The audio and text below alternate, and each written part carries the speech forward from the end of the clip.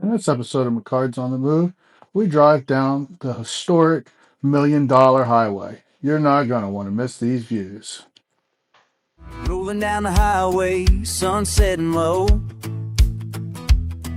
Got the rig packed up, and we're ready to go. The open road's calling, can't let it wait. Adventures in our blood, and we won't be late. McCards on the move, we are coming your way. Alright, so we left Fruta, and we're heading down to Mesa Verde. And on our way, I was looking at the map. I didn't even realize I was in this area. But apparently, the $1 Million Highway is amongst the journey that we're going to do. There was a couple of different ways I could go, but when I saw the $1 Million Highway there, I'm like, ooh, I got to do this. There you go. So we are heading that way now. I don't know how far away it is, but I know it's pretty close. You can see the view. Probably some glare for you, but whatever. But whatever. We're heading that way, and we'll show you guys along and let you know our thoughts. The Switzerland America Lookout Point. Back in the 1800s, there was lots of mines and such in here, and it was very difficult to get the ore in and out, so they built the wagon trails that go through these mountains, and then in the 1920s, they've paved it and dubbed it the $1 Million Highway. So from what I'm seeing so far, I would say it's a good thing that we are traveling from west to east or from north to south. I'm not sure which direction the road is actually running, but it puts us away from the cliff sides, because these rocks kind of stick out a bit on the road, as you can see. But when you're the passenger, as Jessica is right now, you get to look down the cliff. And then you see the road that's kind of washing itself out as you're going. You don't have to tell me that. And it's not too confidence inspiring. But I got to get through this tunnel before the traffic comes so I can squeeze over a little bit.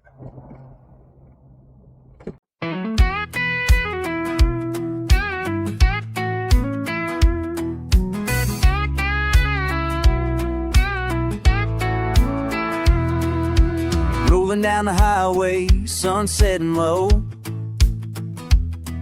Got the rig packed up, and we're ready to go. The open road's calling, can't let it wait. Adventures in our blood, and we won't be late. McCards on the move, we are coming your way. Looking for a good place to stay. From mountain trails to a quiet desert base, we hike, we bike, but one wheel's all the way. So we're off the cliff edge here.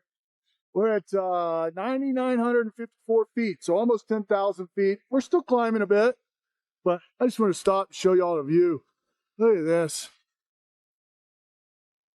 It is October 27th, so almost Halloween. See how much snow's here. Not a whole lot yet, but this will all be covered very soon.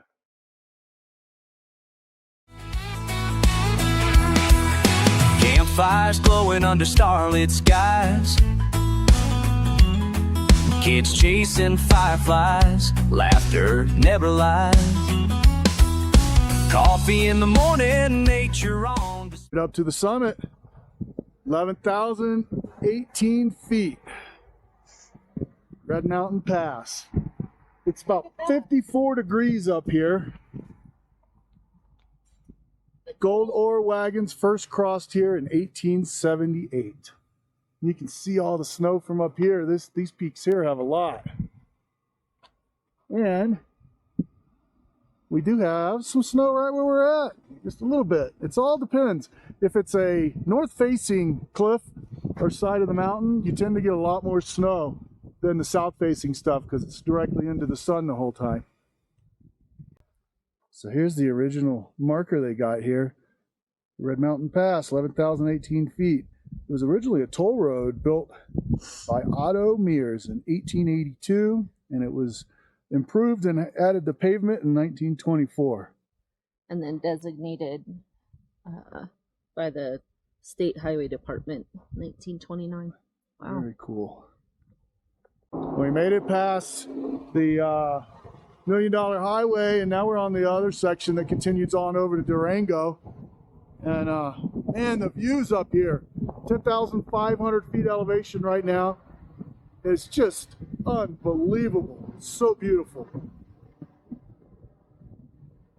The Mullis Pass Overlook, 10,910 feet elevation. Put you right here where you can see all these beautiful mountains. Quite windy up here right now.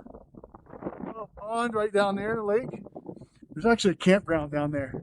What an amazing place to camp. Get down to 19 degrees up here tonight. I don't think we're going to do that. But, wow. What an amazing drive. We got here kind of late last night. Found this really cool boondocking spot right in between Cortez and Durango. But what I didn't realize is it's at 8,000 feet elevation. It's a bit windy up here. And we're in the fall, what is it, October 28th. So it's a bit cold too. At nights, it's getting below freezing down into the 20s, starting at like 10 p.m. all the way till the morning. And then it's in the high 40s, low 50s during the day.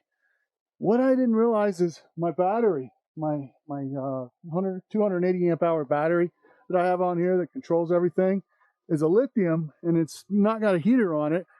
Didn't really think much about it, but it runs down really, really fast in the cold weather.